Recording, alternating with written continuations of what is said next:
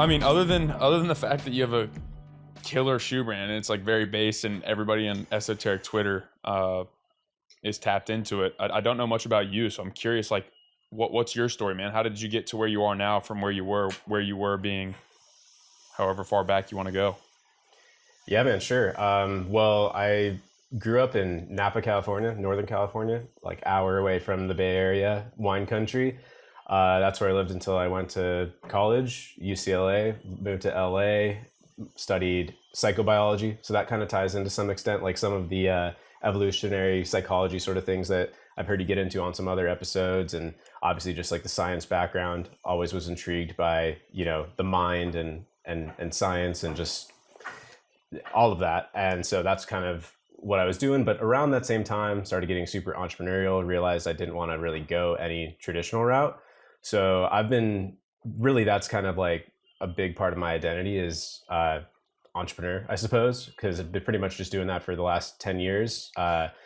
Graduated college, never applied to a single job, have never had a traditional job other than when I was like, in high school, early college, just like little jobs and stuff, but never had like a proper adult job, and just been doing entrepreneurial things ever since, almost entirely in e-commerce and physical products. So that kind of, we can zoom in as much or as little as you want, but like basically over the long progression of like lots of ups and downs, basically I've landed at the current thing, which is like, create shit that I want to exist in the world, stuff that scratches my own itch, and just like have lower expectations for it and just put stuff out into the world that I want to see, and then inevitably find other crazy people just like me. So that's kind of where I'm at now with Rhizal. And like, I continue to have endless ideas in this space, especially in like the esoteric health space, and really getting my business and work aligned with my passions, because my past ones weren't as much. But yeah, that's kind of like in a nutshell how I got to this point. Very cool. It's so far we're relatively aligned. I have not applied for a like what you would think of as a job yet. So we'll see if that stands true. But yeah, I remember telling my parents when I was younger, like I wanted to be an entrepreneur, and I didn't even really know what that meant. I was like, I thought it was a cool word. So, but you mentioned a couple things there. The psychobiology I want to get into a little bit, but you actually just mentioned something I was going to get into a little later, but I'll go ahead and rip it right now. I pulled up this tweet from your page. This guy it was like a picture of some like ice vending machine, and it's actually on par with what you just said. It's like boring businesses build the most wealth, blah blah blah. And you said, when you die, do you want your tombstone to say you were a vending machine mogul? Do cool shit, create amazing things, serve awesome people. What does that mean to you? Yeah, I think there's a lot of things in business that work that aren't things I would ever be interested in my entire life. And, I think to give the counterpoint to that tweet just slightly, I think there's absolutely a place for doing things that aren't 100% aligned with your passions. If your back's against the wall, you need to make it happen. You have people you need to provide for, you need to, literally you need to get by. It's easy to say like, oh, just only do stuff you're passionate about, but that's not always a reality.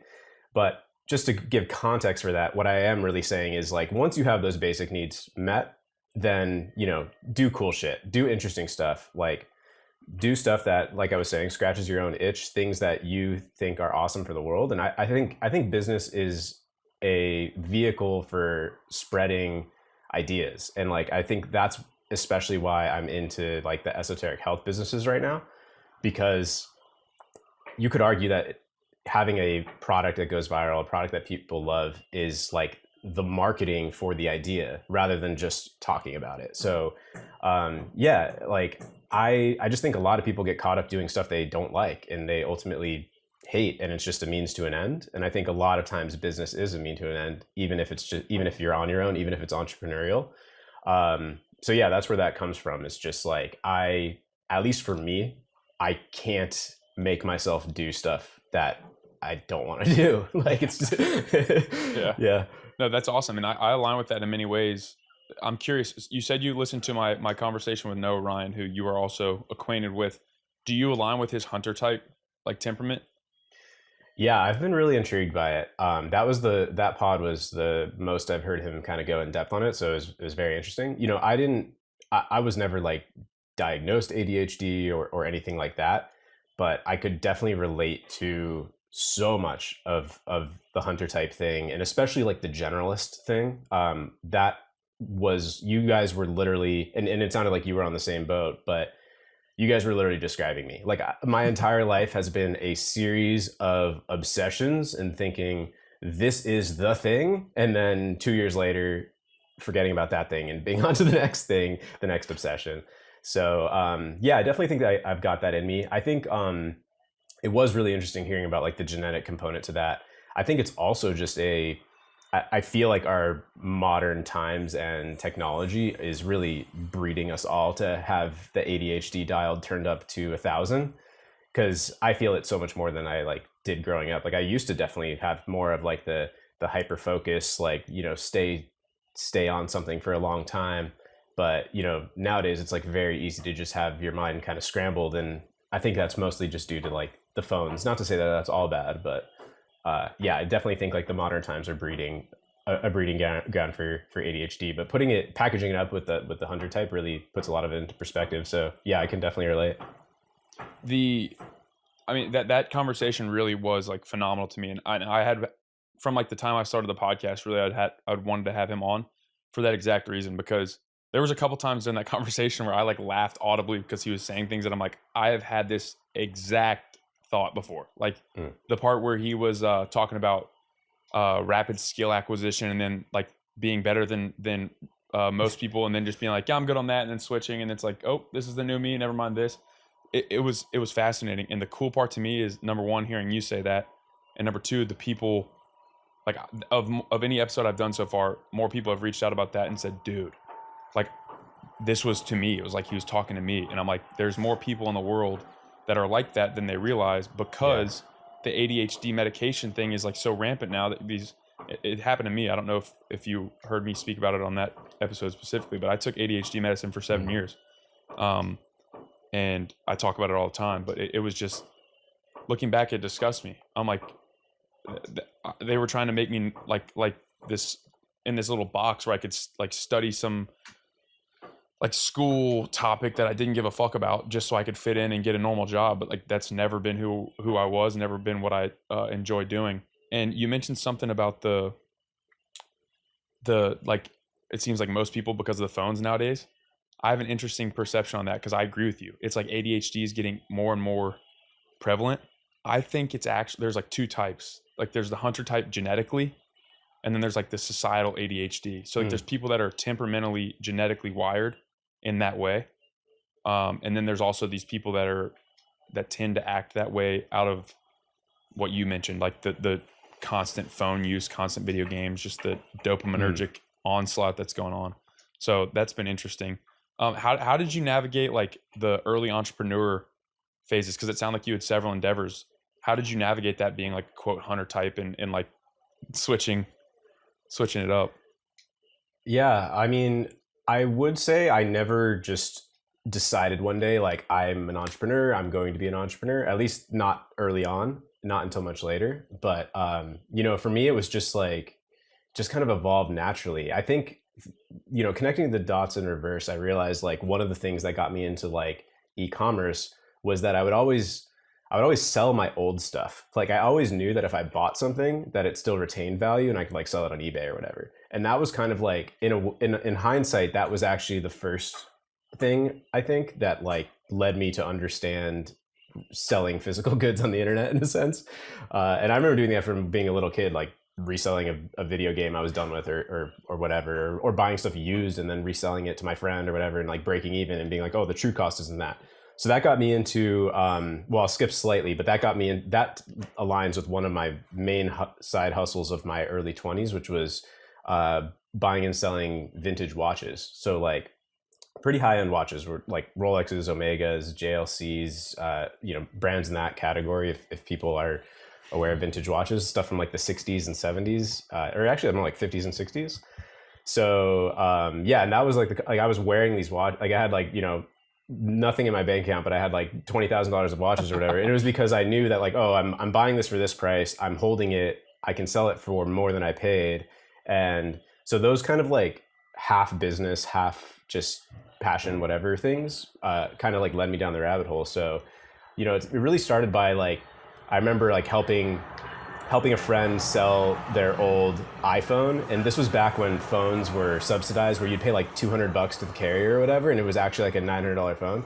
And then 2 years later, somebody'd be like, "Oh, I'm gonna go sell my old phone that I paid $200 for. It's probably worth 100, 150 or whatever." But really, that phone was actually worth $400-500 because it was down from 900. So that got me into reselling phones, which was kind of like the first thing I was like really going hard at. This is like 10 years ago. And like that iPhone kind of 4GS and stuff. yeah, literally it was like it was literally iPhone 4s at the time was like the main thing. But I did that through like probably until like the 6s or so. I was kind of doing that, but I was literally like meeting sketchy people on Craigslist at like, freaking McDonald's to flip a phone on eBay and make like $80 or whatever. It was not a scalable or luxurious business, but it was my first example of being like, all right, like I can make this work on my own outside of the normal system, which by that time was a must for me. So by that time I had kind of like committed to it, but that ultimately led to, ultimately you just find problems with the things you're doing and look for better opportunities. So I started looking for like, oh, how can I maybe import something and sell the same thing 100 times instead of having to run around and meet 100 people and sell it. So that kind of led me to like importing random crap from AliExpress way back in the day, like iPhone cables. And I was selling like the glass screen protectors, like when pretty much nobody, like right when those were brand new and stuff like that way back. But yeah, just kind of ultimately went from one thing to the next with that, started getting into private label brands on Amazon. So some people will know me from that because that's how I used to like kind of put out a lot of content on the internet. I used to be like this Amazon guy and like make a bunch of content about Amazon and e-commerce, had a YouTube channel, went on podcasts, all that. So I kind of automatically go into business mode, I feel like, on podcasts now, because I still like, I'm so conditioned to just like talking about the business stuff. But so I was doing like random brands on Amazon, some things that were kind of cool, kind of in my passions, but like eventually again found the problems with that, realized I'm playing on Amazon's playground, like they don't give a shit about the sellers, there's just all these problems, margins got whittled down to zero. So then in the last like 4 or 5 years just started like going more for like true direct consumer, designing my own products, selling them on my own websites. But yeah, does that answer your question? Just kind of really just parlayed one into the next. Yeah, that's literally, is that not exactly what Noah and I talked about? It's like you gain these skills that then add on to each other. And there's so much I want to touch on. The buy and sell. This is one of those laughing moments too. Like I've done that for as long as I can remember, to the like dislike of most of my loved ones, because I have a tendency to resell gifts. I know that's messed up, but like I'll get a gift from somebody and I'll use it or I won't, and I'll be like, you know what? I think that this doesn't have any value to me, so I'll probably just go ahead and like get it out of my site, get it out of my space, and make some money off it. You mentioned 2 words. You said it was not an option, like for it basically to not work, like the entrepreneurial endeavor. Like, why is that? Why was it not an option? Why has it never been an option? Yeah, it's a good question. I think it's just comes down to, at some point I had some realization that the normal system just wasn't going to work for me. And I just really had a bigger vision for how life could be. Like a lot of the stuff that you were getting into with Noah, like I just couldn't imagine myself setting an alarm and getting stuck in traffic to go like work for some job. It just truly doesn't align with me. Like I really don't function well. And I mean, well, that's the funny thing is I actually can pull that off really well. Like in school, I did great in school. Like I got good grades, went to a good college, graduated, finished, all that. Like I can play that game, but it was such a fucking slog. Like I would hate, like I hated so much of like middle school and high school. College got a little half and half, but I mean, it was just like torturous for me in so many ways, yet I could play the game. So I know that if I like was in that environment, like even when I had random jobs in college, like I'd get good at it and I would, be liked and all of that. But I just really wanted like more freedom in my life and to really just be able to do whatever I wanted with my day and do whatever I wanted with my weeks, months, years, and just like have the freedom. Like at that time, I was kind of had the bug of like this. There was a big movement of like, you know, Tim Ferriss, 4 Hour Work Week, location independence.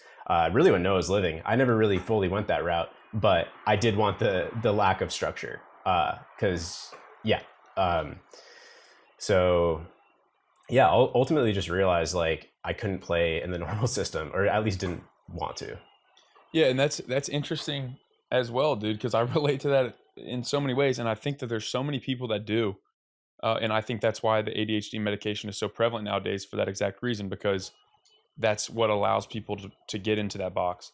And one thing that I've struggled with is I feel like I've cast judgment on people that go that route, or that is the route that they have taken, Mm-hmm. which I need to be better at, because it's not that it's a bad route necessarily for everyone. It's just similar to you, and I'm sure, well, maybe not sure, but I would guess that you share the sentiment. It was one of those things that I remember thinking about, like the possibility of going into an office, sitting in a cubicle next to people I didn't really care about, being told what to do, being told when I can leave, being told what projects to work on, and it would like depress me. It would make me anxious and scared. So it's A, interesting to hear you say that, and B, kind of refreshing to see you now 10 years in the game and thriving, which is really cool. Yeah, I mean, plenty of ups and downs to get there for sure. But yeah, it just became the only way for me. At least I self-determined that. But what you said about like something about how you feel like at times you felt like everyone should be doing this, and then you kind of maybe refrain from that. I'm still 50-50 on that, because at times in the past I was like, everyone needs to do this. Like nobody should work a job. Everyone needs to go for it. I've started to lean the other way a bit, because it just doesn't seem to align with some people. So I don't really push that on people anymore. It's more just like, do whatever you want, which is kind of my philosophy on all this business and even health stuff these days, is just like, don't really like prescribe people what to do. Just like say what you're doing and let people have at it if they want to. That's kind of my philosophy now with that stuff. But yeah.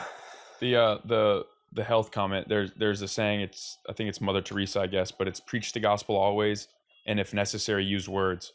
So what that means is actions. People, yeah, exactly. So like, and then what's more convincing? It's just like the same thing with parents. It's like, do not what I say, or like people do what you do, not what you say. So I have a tendency to definitely impart my unsolicited advice on people, perhaps as a justification for my own. And look, while it might not be for everyone, which is why I've refrained from that as much these days, the idea that I can't get out of my head is that people have just been beaten down in their dream. Most people, it seems, have completely lost sight of having any dream for their life remaining. Like a lot of people have just completely given in, and in my eyes it feels like they've given up, and they're just on a path that they don't really want to be on. It's mediocre. It's, you know, they're living a good life, and they have aspects that are making them happy for sure, but it's not their dream. Like if they went back and asked their 12-year-old self, like they wouldn't be stoked about what they're doing today. And I think that's a big part of what drove me to the entrepreneurial stuff, is just like at some point my mindset shifted, and it all kind of came back that like, no, like freaking go for it. Like go for designing your life to be the best that it can be, and get out of that mindset of like, oh, I can't do that, or that's unrealistic. Like I used to be, so one of my businesses is in like the high-end car space. And like, I remember being a little kid, and I was like, not even a little kid, maybe I was like 16. And I remember I had like my realistic dream car and my unrealistic dream car. And at the time, the unrealistic dream car was like $90,000 or something. And it's like, in my mind, it was like, that was like completely unrealistic, because I'm just going to like have a salary, and maybe I'll have someday like a M3 or something, like at the best, you know. But like what I really wanted at the time was like a GTR or whatever. But then like, yeah, just an example. But eventually my mindset on that shifted, and it's like, no, you can like, that's complete. Like there's nothing unrealistic about the most crazy thing in the world. It's like just like a series of actions to get there. And most people have completely like written that off for themselves. So while I don't think it's for everybody, I think a lot of people it could be for that might not believe in themselves right now. And I also think that a lot of the best entrepreneurs are like, I see this in a lot of my friends, is some people work so damn hard at their jobs and they're so smart and they're so good. And I'm like, you work harder than me. You're smarter than me. Like, all you need to do is apply half of that to your own thing. But there's some reservations that people have with that. Yeah, I totally agree with that, and it's interesting to watch friends of mine as well, and just people in general, kind of resign to their fate. And there's a now that I say that, I mean there is like a certain level of like trust and faith that things will work out, but there's also a certain level of agency that needs to be imparted or lived for that to actually be the case, if that makes sense. But the the part that's stopping most people, and even myself in some instances, from doing certain things, is like the risk associated with entrepreneurial endeavors.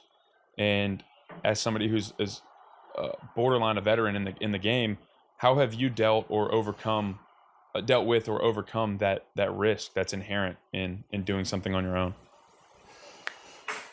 I mean, there's always some risks, but I just don't think the risks are that high. And for me, the risk of being stuck in the other just far outweighs the risk of like losing a few $1,000s. And back when I was kind of like the Amazon guy, whatever, like I would just tell people like, look, get yourself into a position where you could lose 5 grand. Like however you got to do that. Like if you're working a job you don't like, that's fine. But like get into a position where you can take some risks. And also like, at least this is just my personal side, but I don't personally look at businesses that require, hundreds of thousands or millions of dollars of development and years of hiring like experts to like, engineer some crazy new thing and pitch it to investors and hire teams and build like, those aren't really the businesses that I'm interested in, at least at my current stage, maybe eventually. But, if you're small, if you're starting out, if you don't have those reps under your belt, like, start by just getting something working. Like, try to make $1,000 a month. It doesn't have to be like something huge, but it could be a little side thing. And I think a lot of these things don't require like huge, like honestly, I'm sure we'll get into Rhizal more, but I totally started Rhizal thinking like, this is just a fun little side project. Like I genuinely had very small expectations for it. Like really no expectations. I was just like, let me just try it. Started with like the least inventory I've ever started on an e-commerce brand. So we're not talking like a huge amount of money to like start it and then just rolled everything back into the next. So I don't know. I think a lot of the risk people hold are maybe they're worried what other people will think about them. They're worried of failure and having to go back. I mean, I think that's a fear that's in the back of all entrepreneurs' mind to some extent. But yeah, I don't know. Like, what do you think the biggest risks really are? Like, is it the risk of losing money? Is it? It's interesting to hear you say I agree with you. The bigger risk to me is like, is it not working out, right? And then I have to go into the thing that I loathe, or into the system that I loathe, which I also graduated from college, did a year of grad school, had above average grades. So I played the game. I just despised the game. It was like out of spite, almost not out of spite, but it was like I was playing baseball in college. So it was more so like if I wanted to play baseball, I had to figure it out.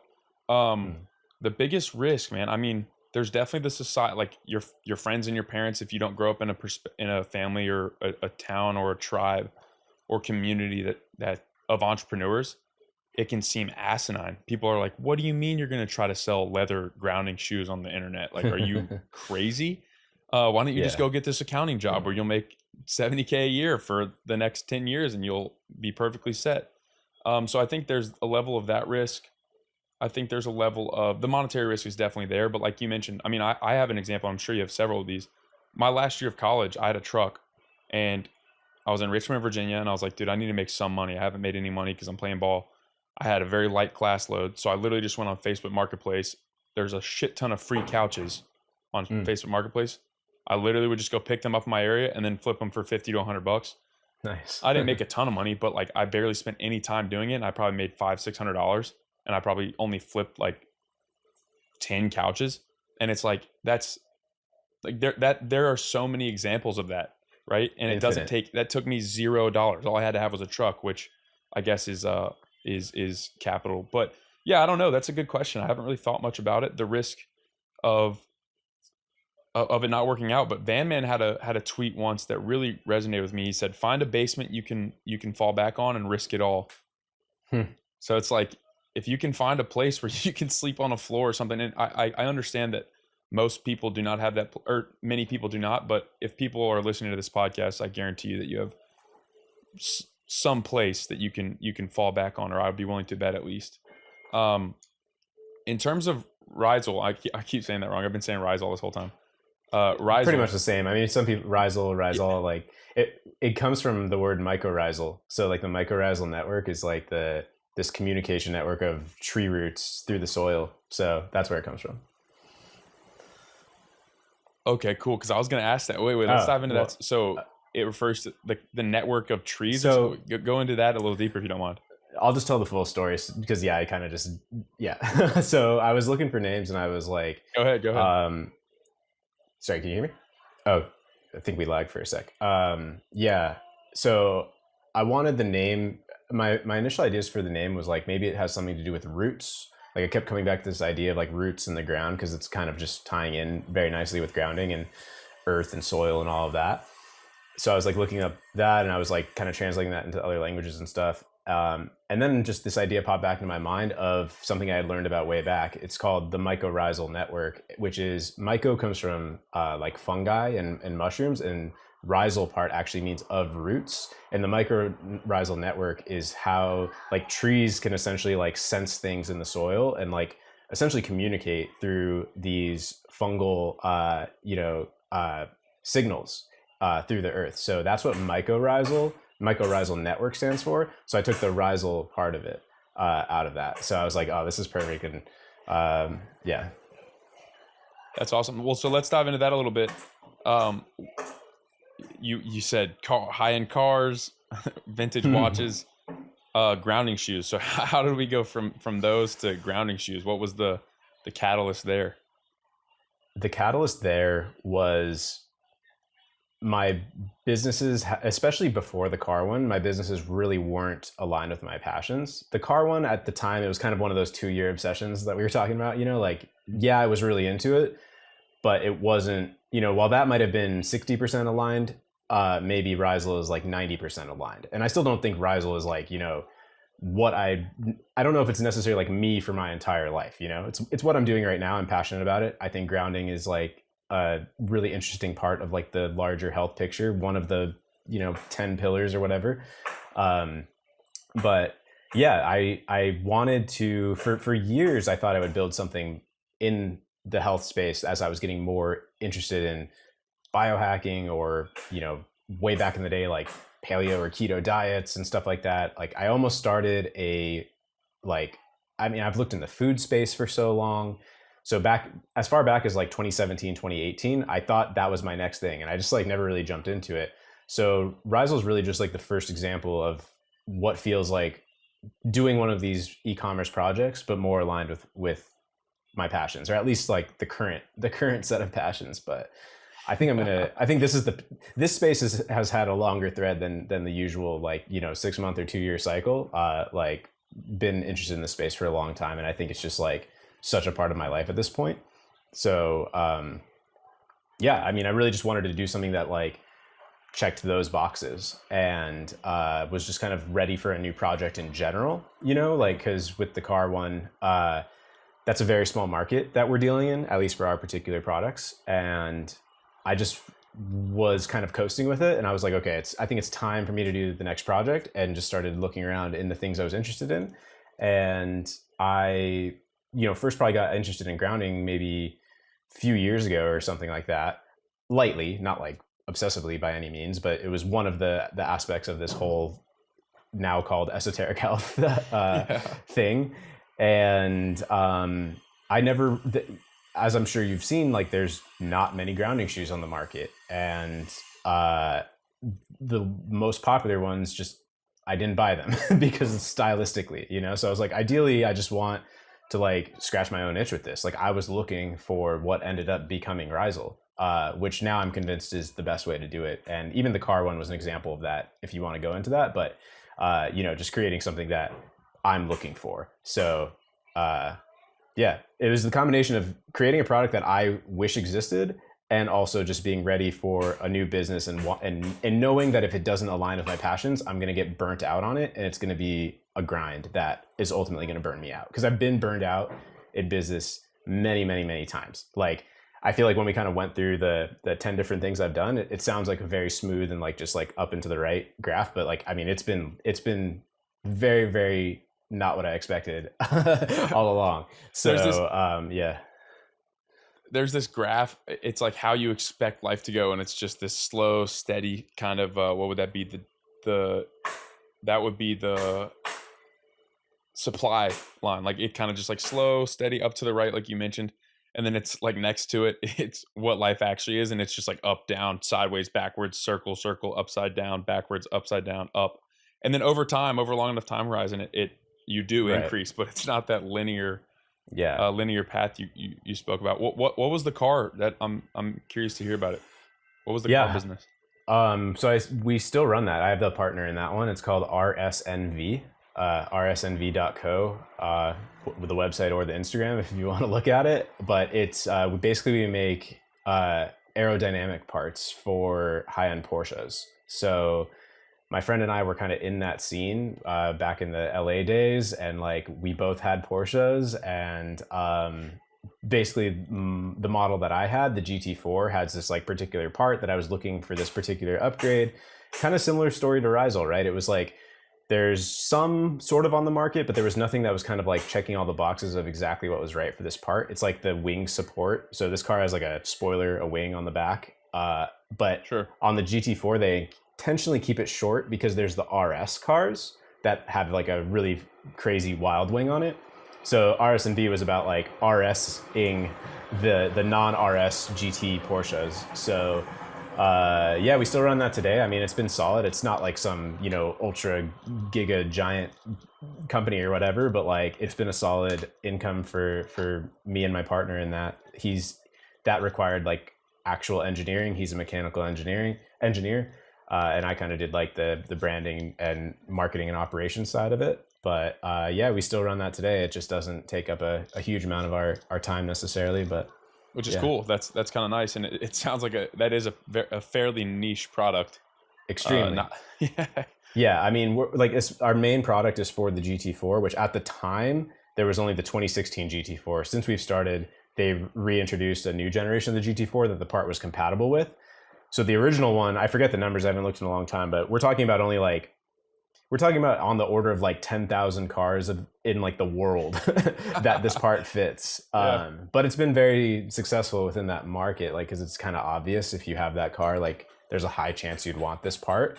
And also, another lesson I've kind of learned through many different e-commerce things is I don't like low price products. Like low price products are a pain. And that's the main thing I was doing on Amazon back in the day. I mean, I was sending 40-foot containers across the ocean from China and just dealing with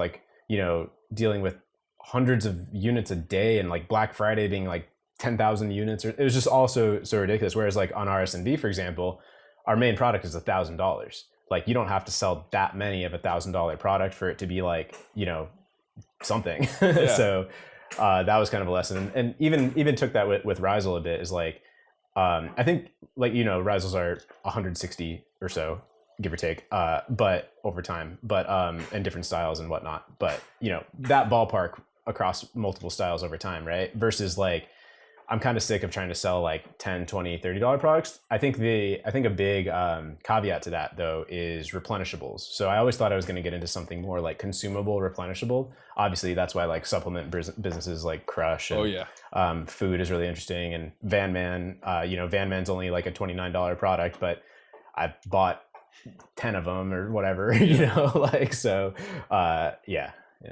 The man, that's so interesting to hear about. Just I'm excited. I honestly wasn't sure if this conversation would go down this like type of business rabbit hole, but I'm so curious about it.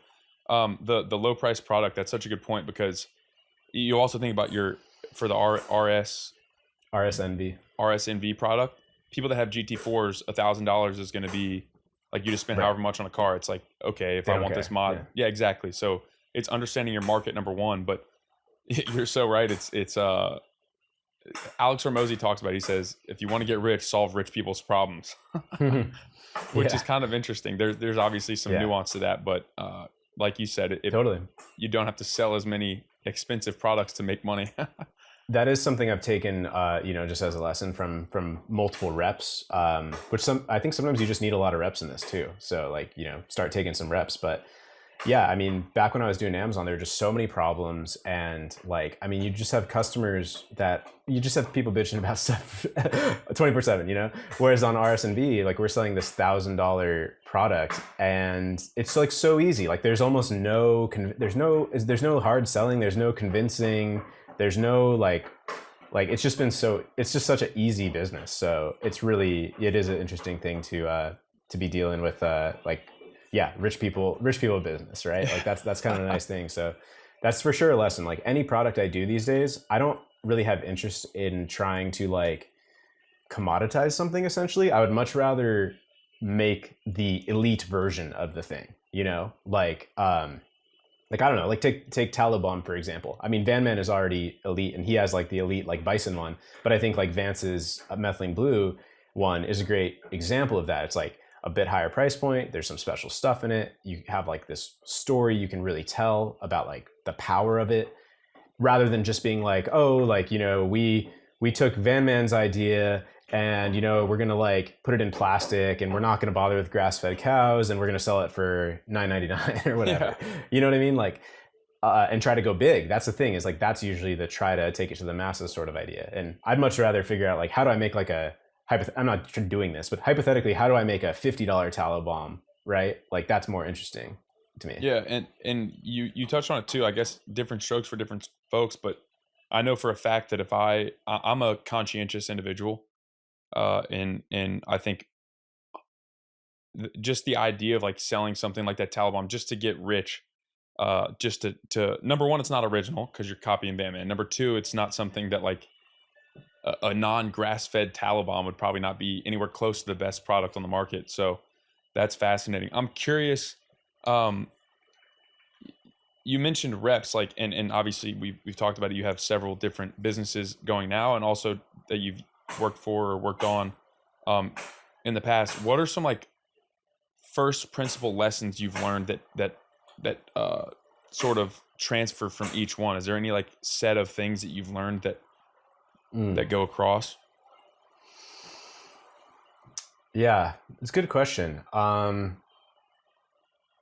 mean, I still think mostly in the e-commerce space, so mine are kind of like maybe not just like broad principles, but yeah, I mean, the pricing one is kind of an example of that. I also think, I kind of touched on this, but I'm looking for businesses that aren't like overly complex. Like, I've never started some business that took like 3 years to develop and whatever. I definitely lean towards the generally called like lifestyle business end of the spectrum. There's kind of like lifestyle businesses, and then there's like venture capital hyper growth businesses, right? And like I've never gone that route of trying to like raise money and try to go for like the $1 billion moonshot or something like that. I'm more interested with just like something. I mean, like literally Rhizal is just like me and my wife helps right now. Like it's still that scrappy, which is kind of stupid at this point, honestly. Like it's been really I was about to say, yeah. Sorry to interject, man. Like this is how this podcast came to be, and I love it. Right, like the emails. I think that's hilarious. So I'm sitting here emailing you because I'm like, yo, hey man. Well, first off, I think there was like I had to get like some shipping addresses changed, and you were super helpful with that. And I was like, wow, I think I like this company a lot. And then I'm like, okay, well, hey man, these are actually a little tight. Like, is that something to worry about? And then I was like, you don't happen to be the founder, do you? And you're like, yeah, man. I'm like, hey, I have a podcast. You're going to come on. So it's just cool because I like wasn't expecting it to be you, honestly. Because it's a big company. I mean, like you guys are popular. It's really funny. There's probably like 5 to 10 reviews on the website that say like Matt in customer service was really helpful. I fucking love that. It's so funny, hilarious. But yeah, I'm still pretty much doing it. Which, yeah, I mean, part of that is just like, I also think like the counter to what I was about to say is like, by doing it as the founder, like I really have a pulse on the problems, what people love, what can be improved. Like if I if I wasn't on the customer service, like I think I'd be a lot more disconnected from like the end user of the product. So that's kind of why I haven't like rushed to hire out these things. But I mean, we even like pack them ourselves. Like we don't use like third party logistics and stuff like that, which that's a whole other kind of like lesson or something I kind of look for in e-commerce businesses is just like, I love that human touch. I love like that extra level of just like a bit of personalization. Maybe that's just because I'm on the inside and I kind of know how e-commerce works, but like if I order a branded product and I can tell when it comes from one of these 3PLs versus like directly, you know what I mean? Yeah. So two notes on that. Number one, Vance is a great example of that. Vance is like, I also think it's necessary for entrepreneurs, and this is somebody I've never sold like a successful product, but your boots on the ground, you have such a better grasp of the entire business. So then when you do scale at some point, if you do, then you understand the nuance of each step so much more than just trying to outsource it immediately. And another is, are you familiar with the grounded athlete, Rob? Oh yeah, of course. Yeah. So another grounded shoe, phenomenal guy. I had him on the podcast last week. We spoke at length about the human touch that you're talking about. Like you could literally make a similar shoe for sure in some slave labor camp in China, have them package it, have them ship it directly to the consumer. But I think people would tell. I think people would know, and it just loses the value long term. So is that something that you like were really cognizant of at the beginning? It sounds like you were. For sure. Yeah. And in the past, most of the products I've done like over the last 10 years are like manufactured at scale in China, right? Like that's kind of the world I came from. But like, what am I personally more interested in? Handmade, real products that have like life and soul in them, And I think that this gets into kind of just like broader economic problems, but I think the everything has been so cheapened out, right? Like the life has been sucked out of pretty much every product. And like, in a way, like we're conditioned to things being cheap, but they're like more expensive than ever, right? Because there's so many other costs to everything. I mean, whether we're talking about like commercial factory farm meat or we're talking about like a plastic shoe coming out from China, it's like there's all these other factors to consider in the equation when it comes to like cost, right? So yeah, I mean, that's for sure. I mean, I think this touches on a broader thing, which is also the reason that I kind of don't vibe with most of the entrepreneur and especially like the direct to consumer e-commerce space. I kind of am like separated from that.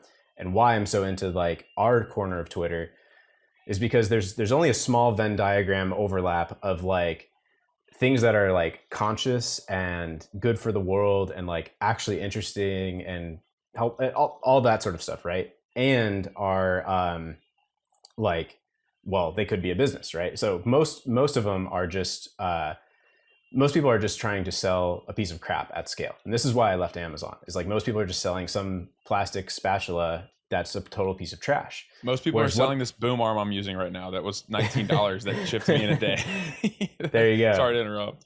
No, totally. Whereas like you think about the other end of the spectrum, I use this example on other podcasts. I don't know why it keeps coming to me, but like an old school spatula would have been like hand chiseled out of like a solid piece of wood or something. And like that has a life and an energy and like a quality to it that has been so lost by mass manufacturing and by getting costs down. And what's so funny about it is that like, okay, we're supposedly living in like a very rich and advanced society right now, right? If you wanted to get one of these old school hypothetical spatulas that I'm talking about, if you wanted to buy like a handmade wooden, I mean, we're talking about like a $90 spatula, right? Yeah. Like we're talking about the average person having to work for like 10 hours of their life or whatever to afford a spatula. And like back, I'm sure hundreds of years ago or whatever, like these basic objects were high quality, but there was no alternative that had the juice sucked out of it. You know what I mean? So that's absolutely something I think about now when it comes to products is like, and this whole space does, is like real stuff. And there's a common theme of it kind of being, you could say ancestral or just rather authentic, not cheaped out. Like, just using real materials, like leather, like Rhizals are pretty much entirely leather, like from sole to everything, right? Like the whole thing is leather. So yeah. The This is now have I think I've mentioned this on 3 of my last 4 or 5 podcasts, that I maybe even more than that, but consuming energy. This is something I saw Case Bradford post about when in reference to cattle, to beef. Like when you eat you mentioned commercial, like industrial ranching and stuff, and cattle. When you're eating a cow or beef from a cow that was raised in a horrible environment, pumped with entirely unnatural things. The cow lived almost the antithesis of their natural life that they would if they were left to their own devices. They ate actually an entirely unnatural diet. They were stressed their entire life. They didn't live a cow's life. You're consuming the food that they have, but I really do believe there's a resonant energy. There's an energy that we are consuming as well, and that goes for these products. And this speaks to that what I was talking about earlier, with the handmade. Like when you buy a product that's not some piece of shit, that's handmade, that you can tell is actually cared about by the people selling it, you're consuming that energy as well. And I think that's why people are drawn to those things, especially in Twitter. Like Twitter is a phenomenal example because Noah Ryan touched on this too. Like people will sniff out the fakes in esoteric Twitter. Like if you're selling something that's kind of like who the fuck knows, it might be a little sketch. People will smell it out, and somebody will create a better version that's more authentic, and it will scale larger and be more successful. So the consuming energy thing is, I think that's such a powerful point, man. And it's something that like you mentioned, most economy does not take into account. Totally. Yeah. I mean, that's like with Rhizal, it's like, could I have, I mean, they're at a reasonably high price point. I mean, they're considering like other, leather shoes on the market. Like, I think it's pretty fair, but like, yeah, could I have gone to China and like, used like a rubber sole with still grounding it through copper, but like, have just like some random like textile synthetic upper. I mean, shoes like that cost $4 to make in China. Like, yeah. But you're right. That would have been sniffed out. And genuinely, that was never even like I never even considered that, because I just like, I wanted this to fit, again, scratching my own itch. And like, I kind of see Risal as having like a few different key attributes, values, if you will. Like it's kind of like grounded, barefoot, natural. Like, they're as natural as can be for being like a shoe. Like they're not as natural as like an organic pineapple or something. I don't know. Like there's things like there's things that have to go into it to some extent. Like there's leather that's dyed, or like, whatever.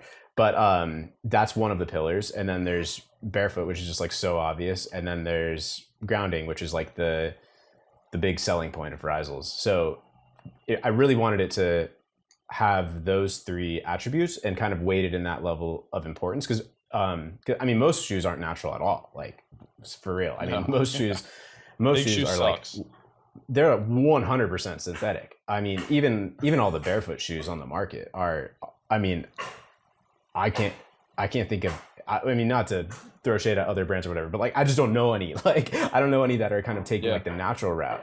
I know of some natural shoe brands that don't do barefoot that were kind of an inspiration. But yeah, just kind of wanted to combine those worlds, and, you're right. Anything less would have been sniffed out. And that's why I'm so excited about this space, is because, I mean, like I said, I went into Rhizal with it being like totally side project vibes, and literally the soft launch, because I didn't have that many pairs. I literally just posted it on my personal Twitter, and I don't have like a bunch of followers by any means. I post raw milk ice cream and get followers every once in a while, right? Like, but I posted. Yeah, one of those random tweets will just go off. Yeah, I literally just posted this short little thread about that.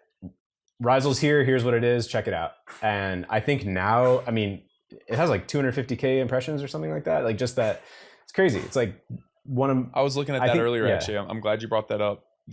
Sorry to interrupt again, but that tweet was, I'm so glad I read that too, because you literally do say, this is the first public mention, not going to have a ton of inventory, only 2 colors.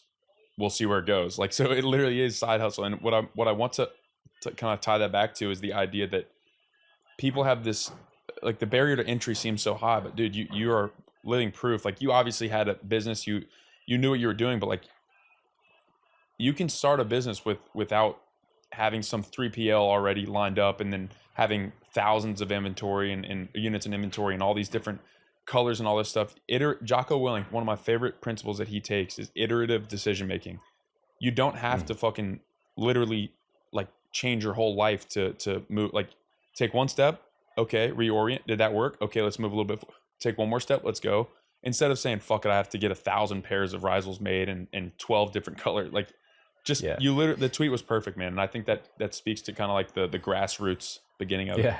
Thank you, man. Yeah, no, I'm grateful that tweet did anything at all. I mean, I thought I might have got 2 likes on that tweet, you know, like I really had, I didn't expect that. So that was really cool. That gave it the initial kind of like kick off the ground. So that was awesome. But it also just goes to show that like this space is hungry this space wants to see cool things in our space succeed. Like this whole space will share anything that's cool and like kind of, you know, lift up these new brands. I mean, we're seeing it like time and time and again. Like, I mean, there's Masa Chips, there's Verisalt, there's Helios Honey now, there's all Soul Bras stuff. Like, and then those people all like cross promote because it's like its own economy that's emerging right now, and it stands for something. So people want to see it succeed, you know, which is, I think, is the best way to do it. Like, you know, you don't want to be in a business where you're like having to sell super hard. Like, that's a pain in the ass. That's hard. Yeah, I actually wrote this down earlier. Yeti, are you familiar? I've mentioned this before on the pod as well, but are you familiar with the marketing or like the founding of Yeti? The founding, I don't remember. Like, you know, Yeti, the cooler company. Like, yeah, I totally know them. Well, so funny quick aside is that that was one of my earlier, not Yeti literally, but that was one of my Amazon brands way back in the day, was essentially a competitor. So that was like something I was doing like 5-6 years ago. Yeah. So I'm familiar with them, but I don't remember the origins. Yeah.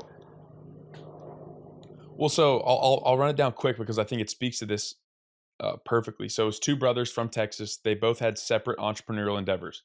One made fishing poles, custom fishing poles. They were outdoorsmen, as you can expect from Yeti. But one made custom fishing boats. One made custom fishing poles.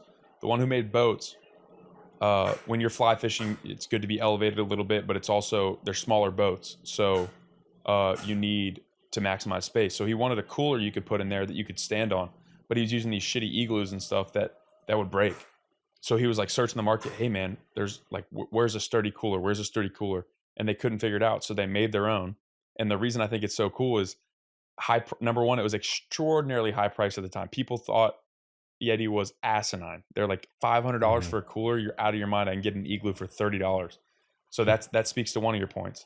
The second point is they barely even marketed. What they did was they trusted in their product so much, they sent it to all these cool people and then let those cool people tell the story for them. And they all marketed it to their audience, right? So that, like, it sold itself because it was A, such a high quality product, B, the lifestyle that was attached with it. So people, and now it's a multi-billion-dollar business. I mean, I think they do $1 billion in revenue a year, which is absolutely insane to think they came from selling a fucking cooler. Yeah, no, they're a wild story. I mean, they really made something. I mean, even just, I was competing in like the insulated bottles and that sort of side of their business. I guess coolers was first, but yeah, that whole space. I mean, they made something that was essentially a commodity, something cool and like desirable, and like, I don't know, there's a million colors, and like, it's crazy how that trend kind of emerged. Also an example of me kind of failing ultimately at an idea, because I was so right at the time. Because I mean, I was doing that now, like, there's a million brands that are huge in that space, but like, yeah, ultimately I kind of let that one die. But it was the right idea, but it just didn't have the right execution yet, which kind of gets back to the question you asked earlier of just like the, like having the reps and kind of like what you take into the next one. And, you know, at this point, I think that is the thing I'm like grateful for, is that I've had reps, I've had like failures in these brands. So like the funny thing with Rhizal is like, Rhizal was like the quickest and cheapest to market in probably most, that's probably accurate thing to say, than like the prior few brands that I had done. Yet like it came out the gate like more polished, more legitimate, like, because I've had these reps, so I kind of like, this time around, I just knew it's like, well, I'm going to need a name, a logo. Like I know how to set up Shopify. I'm going to need these apps for Shopify. I'm going to need like an email follow-up sequence. I'm going to need like custom tape for the boxes. Like I'm going to need, I just kind of like already had all these pieces. So it's just like go, go, go. It's a lot easier to like spin up a brand once you've done it a handful of times. Yeah, absolutely. And the point I wanted to make that's kind of also correlates to Yeti is I found out about these from Solbra, and then I think Noah Ryan was wearing them one time, and I hear all like it's like kind of. Let me say it this way: I've never seen a Rhizal ad.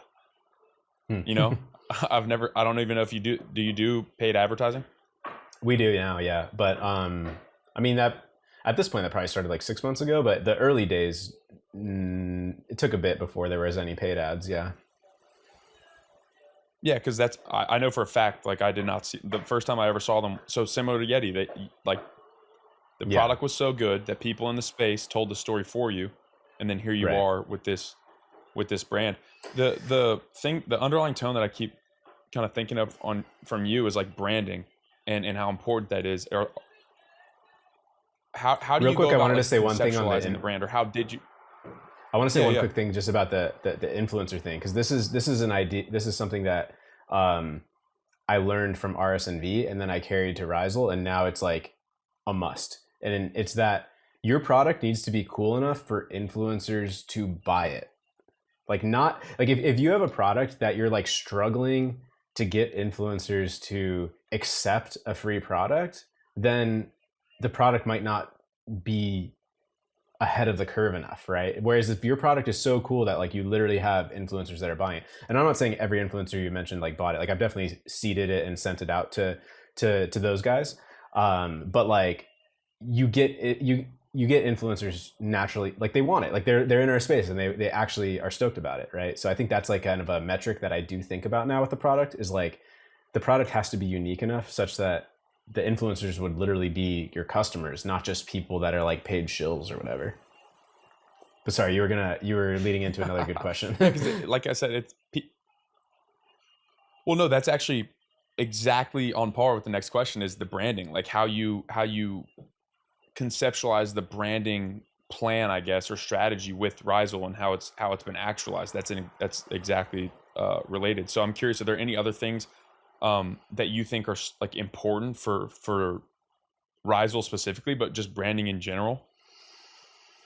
Yeah, branding is interesting. So I don't have like formal training in branding, but I've been intrigued by it for so long, and I've again taken reps at it. So the best way I describe it might not be super helpful, but I just feel like there's always this intangible thing with a brand where like you see a brand and it's almost like you've already seen it before. It's almost like you're already familiar with it, or it looks like clean. It's like polished enough that it's legitimate, but it has like the authenticity as well. Like it's not super scrappy, but it's not super polished. So that's definitely something I factor in with that.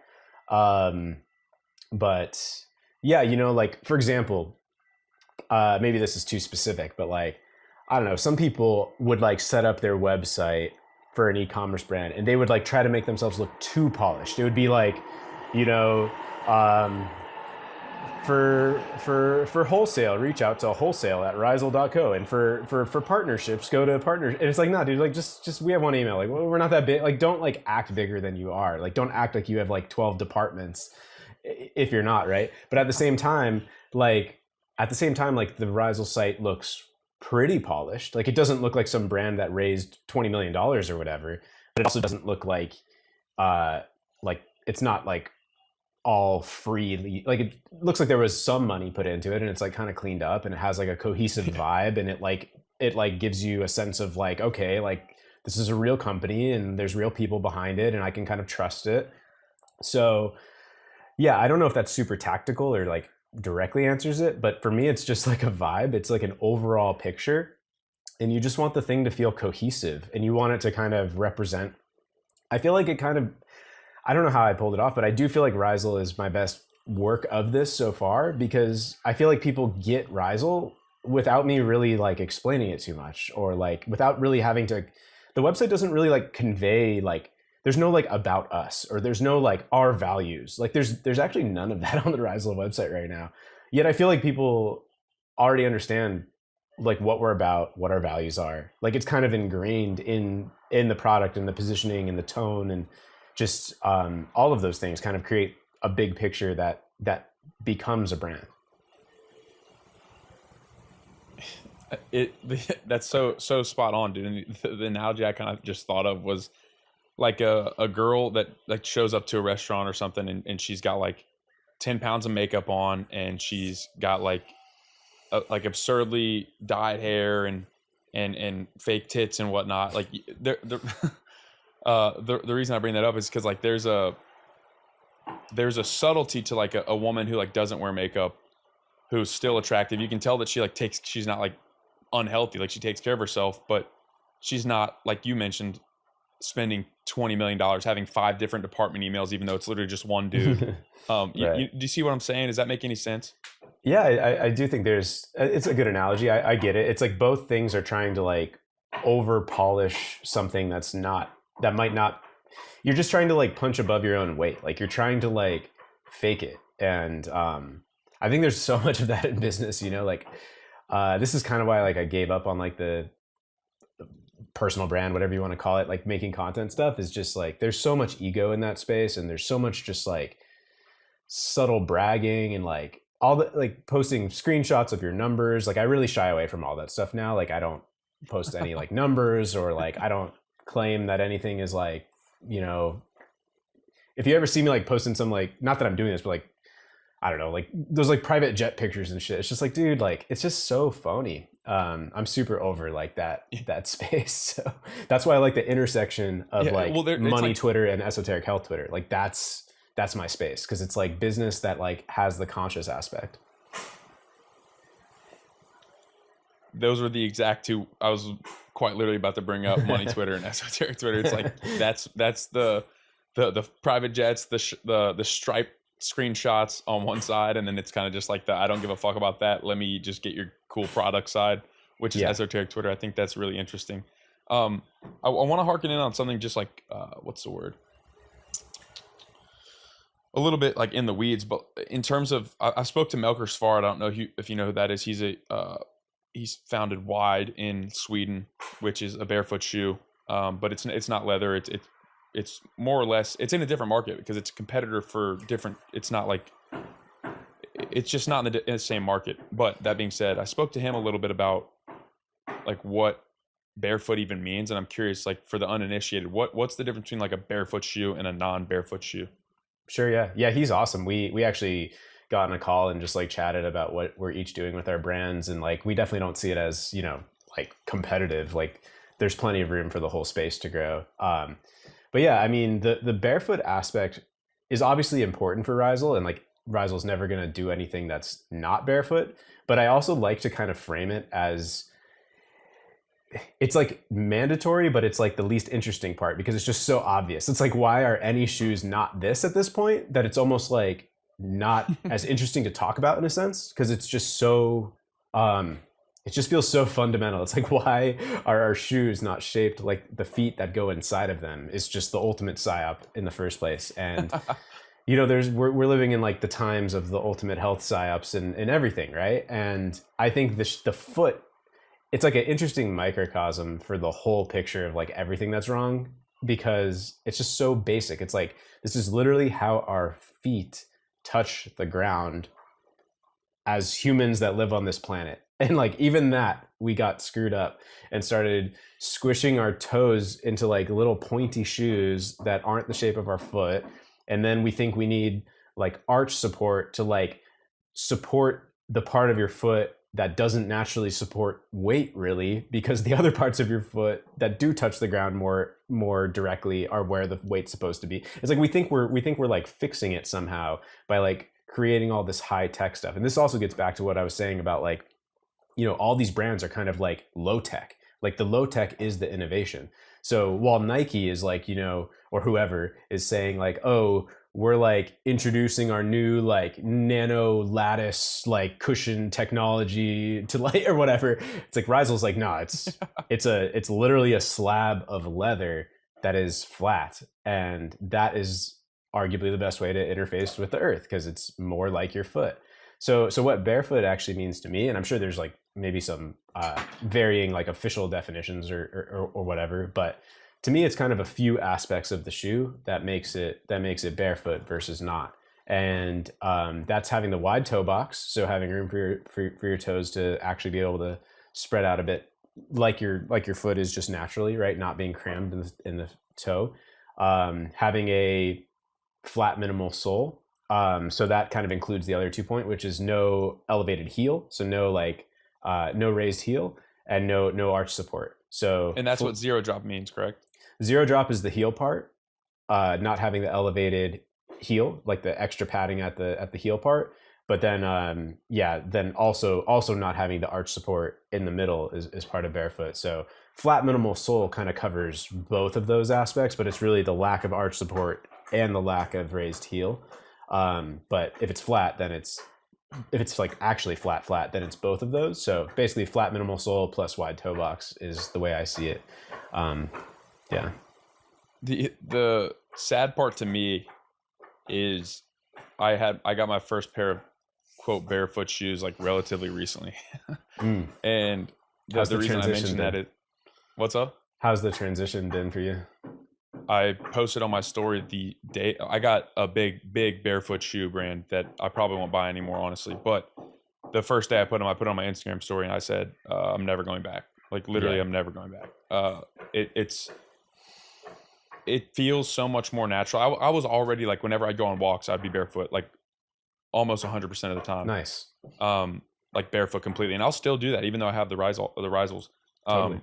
But the thing, so this is a common theme for this podcast as well, but I think about things through an ancestral lens. What did we make shoes out of for when we had shoes? Most of the time we didn't have shoes in terms of like human existence, but up until like 100 years ago, 200 years ago, we made shoes out of leather. Mm-hmm. Like that's what they were made out of, right? And guess what? They sure as hell weren't pointed like a triangle at the end. They were made how our foot is shaped. And I think Melker actually touched on our episode about why shoes started doing that. Have you dove into that at all?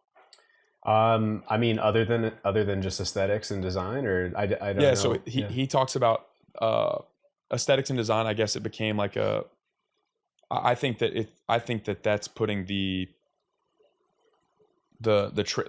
chariot in front of the horse. I think Melker was saying that companies realize, oh shit, we can actually, because think about it, it's less material.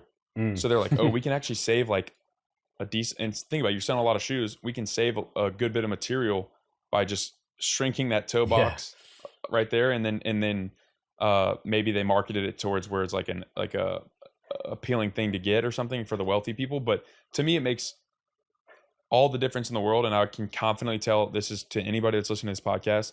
If you do not have a pair of barefoot shoes, get a pair of barefoot shoes and then call me or DM me, because you will not go back. It's literally, it just feels better. I don't even know how to explain it, but it just does. But it makes so much sense intuitively. Exactly. On that, like, even if you don't like Rizals or whatever, just buy start with barefoot shoes for sure. I agree with you there. I mean, I've been wearing barefoot shoes for like 5 years or something like that. Just started with like Vivos, brands like that. But yeah, I mean, that was kind of part of it too, is it's like those aren't grounded and they're also not natural, and they're also just not the style I was looking for. I just wanted like casual, like I used to just wear chill, casual leather shoes and whatever. So that was kind of like, again, part of the creating what I wanted. But yeah, I mean, barefoot is just so obvious for shoes. Like, so that's why I feel like that's just the mandatory, like, you know, like ticket to entry. Like every shoe should be barefoot these days. I personally can't consider anything non-barefoot these days. I mean, like my foot just feels so weird trying to scrunch it into, and then it's like you're walking on this like cushiony, it's like so strange. It's so strange that we got used to that. The other thing, zero drop is a big thing too. That's another thing I've noticed since I've made the switch. I have a pair of non-zero drop boots, and whenever I get in those, I'm like, it just feels weird because naturally my heel's not going to be up. You know, it just feels odd.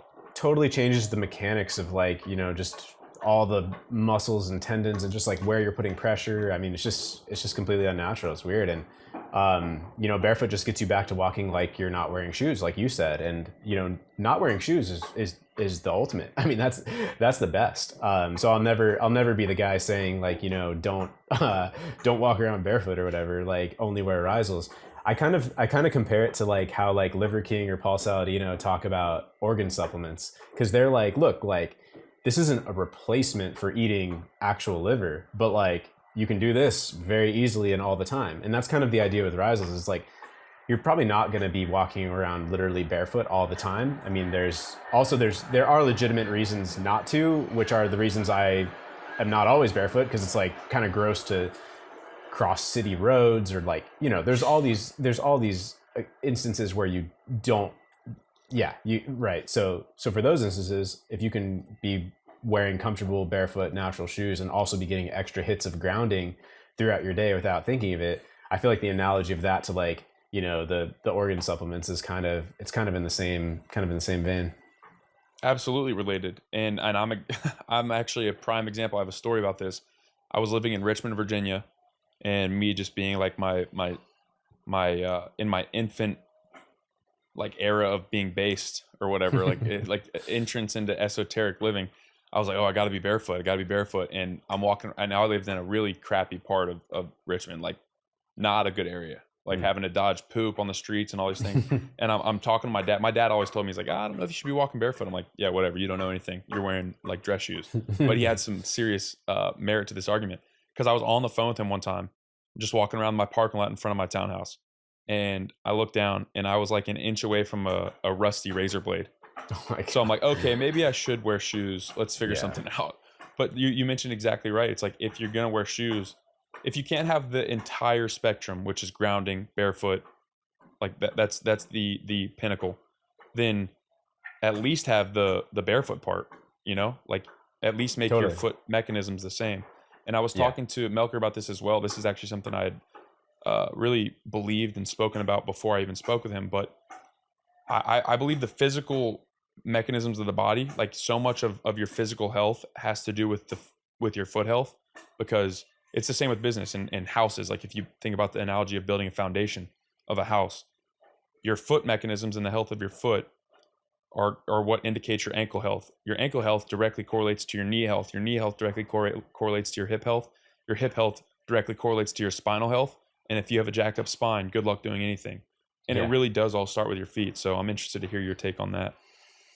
Yeah, no, I felt that firsthand. I mean, just not even pre-Risal, just feeling how my balance changed, like just simple things, like just standing on one foot, or just like little things of just like, wow, like wearing barefoot shoes or wearing no shoes totally like retrained all those. And this is just the way I think about it. I don't know even if this falls in with exactly with the science, but like to me, it feels like it retrained all of the micro muscles and the way I like move my feet, which then goes up the chain. Like I had really screwed up knees like way too young to be having that, like 20. And like my knees feel better than ever now. And I attribute a lot of that to barefoot for sure, because you just feel all these things like coming back to life. It's like they've been atrophied. Like I'm sure you have seen, or maybe some people listening have seen, like, or even firsthand, but there's stuff, people post this in the barefoot shoe space of like babies' toes. And you see these like videos of babies' toes, and like the dexterity of the toes is like just wild. I mean, they're just like Medusa. They're like bending in any direction. And it's like, that's their toes. And we've just gotten like stuck. And a lot of that is, I mean, I have not fully reversed all of that, but just having the natural movement definitely like rebuilds the chain and the stack. One thing I noticed a lot, like kind of when I was really getting into this, like formulating Rhizal and stuff, was just realizing like how different we actually walk barefoot with shoes. Like your classic, like cushy sole heel strike versus like truly barefoot, you're like cushioning your foot with like the ball of your foot kind of squishes in and your toes splay, like it kind of all touches the ground like that. And just realizing how like uneven surfaces affect this too. For example, like if you're walking barefoot through like a bumpy like dirt and grass, like patchy, like uneven surfaces, or uphill or downhill, I've realized that your foot just naturally doesn't heel strike. Like it's completely unnatural to heel strike in those environments. But if you're wearing some cushy running shoes and you're on flat sidewalk, then you heel strike. But like in nature, you walk differently. And I think that's a cool thing is like Rhizals or barefoot shoes, they kind of like force you to retrain that, because if you don't, you'll actually get punished. Because if you're like kind of walking the old way in something like Rhizals, you're gonna feel like your heel kind of like sending a shockwave up your bones, because like your heel is not cushioned. Like your heel is just bone to your, up the chain, right? So yeah, just that I find that really interesting. Is just kind of like just go for a barefoot walk and just kind of like watch, pay attention to how your feet and your legs and really how that moves up the chain to your hips, your spine, everything, like how that changes when you're like doing this like heel strike weird walk with shoes versus like an actual barefoot walk. It changes the entire chain, and it's almost an intuitive thing. We have it in us already, and we know how to do it. And that's why I thought it was interesting when I realized this is how we naturally walk up or down hills or on uneven surfaces always. So Yeah, it makes so much intuitive sense when you think about it that way. And I was just Googling a picture because I don't want to misspeak. Maybe I am, but you think about an Olympic sprinter. They vary, like they're, if they do heel strike, it's not like this boom. It's literally just like barely. And I think that they don't even really heel strike. It's just like on the tips, on the toes, right? So um for the exact reason that you mentioned, when if you walk barefoot and you heel strike hard, you're gonna bruise your freaking heel, which is, I think, yeah, shows that we weren't really meant or to you'll get walk like that way. a headache. I mean, because it literally sends like up the whole chain, like the wrong the wrong message.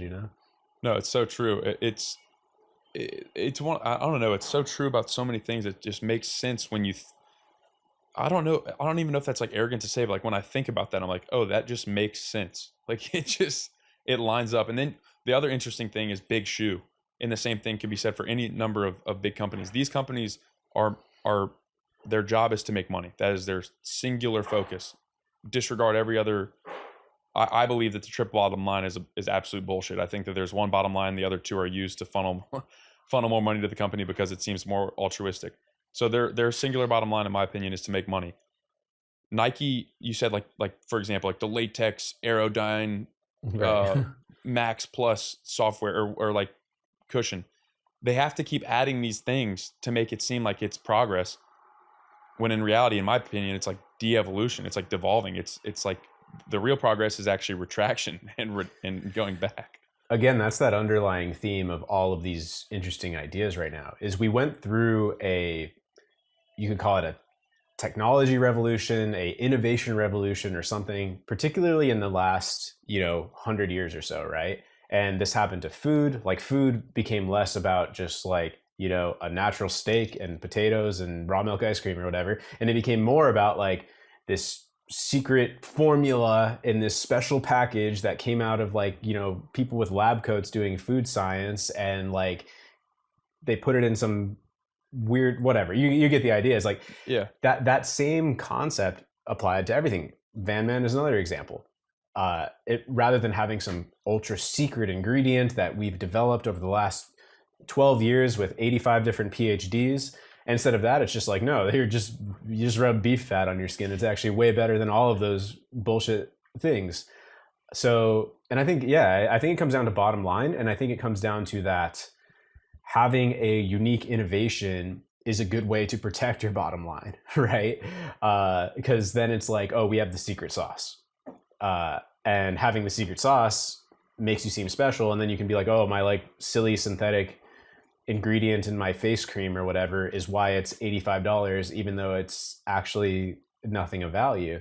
So yeah, again, that theme keeps recurring, but it's kind of the subtractive nature of these products that make them special. It's like honey without the glyphosate, salt without the microplastic, shoes without without all those things we just talked about, skincare products without all the carcinogens.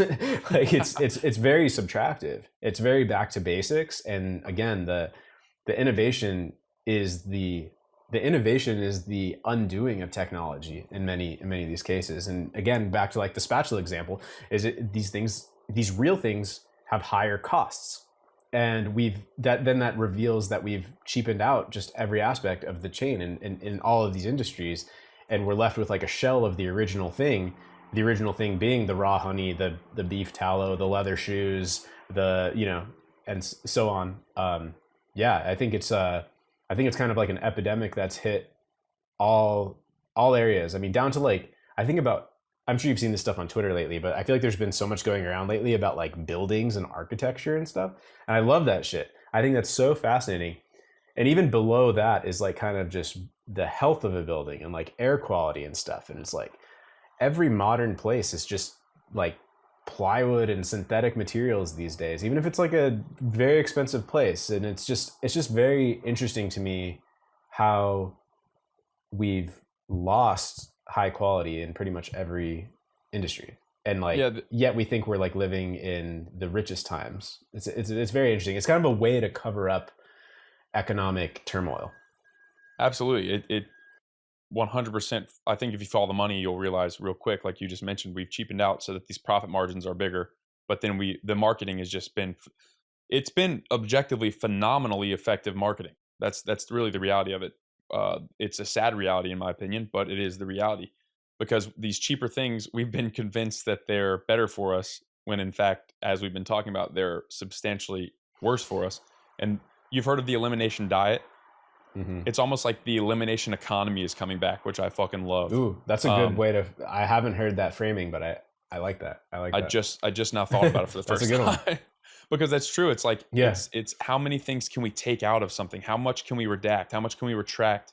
How much can we go back to our quote, our roots, our Rhizals? Yeah, look at there you go.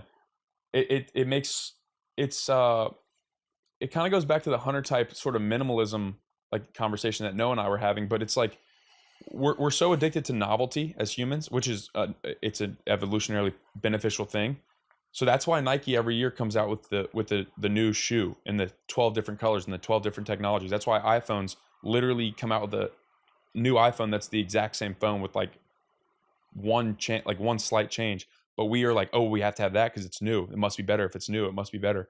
When in reality, as we've been talking about, I would argue it's almost the exact opposite. And there obviously is nuance to this discussion. It's not like blanket. Like there's this. I actually spoke with Zaid Dahaj about this. Go ahead. You're about to say something.